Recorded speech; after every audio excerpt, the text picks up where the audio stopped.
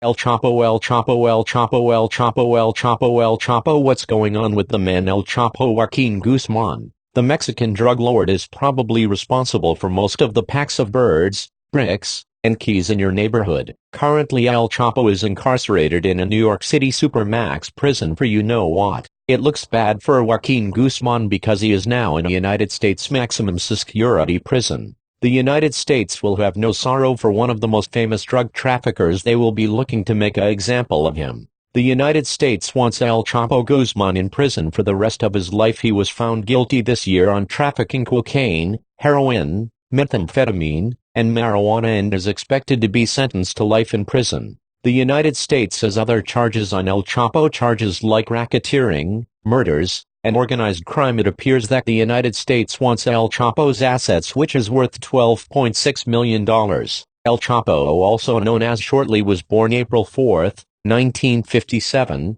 in Mexico, Sinaloa, Mexico to be exact. The poor low-income environment of ghettos in Sinaloa made him hustle early, and now he is considered to have been the most powerful drug trafficker in the world with his own ruthless cartel behind him. His cartel is one of the most powerful ones in Mexico. Shorty had a long run of drug trafficking and organized crime, but Shorty was first captured on June 10, 1993 in Guatemala and was sentenced to 20 years in a Mexico prison for murder and drug trafficking, but it didn't disturb Shorty. He would work his Shorty mind of ways, eventually bribed prison guards, and escaped from the federal maximum security prison in 2001. This led to Mexico and the United States paying large amounts of money to anyone willing to give information about Shorty. Shorty would be captured again in February 22, 2014 in Mazatlan after hiding in tunnels for many days. It wouldn't last long because barely a year in Shorty would escape through a tunnel that was built to his prison cell. Shorty last captured was in January 2016 in Las Machas, Sinaloa. He wouldn't go without a fight. A shootout took place with Mexican Marines. 5 people were killed and 1 Marine was seriously wounded.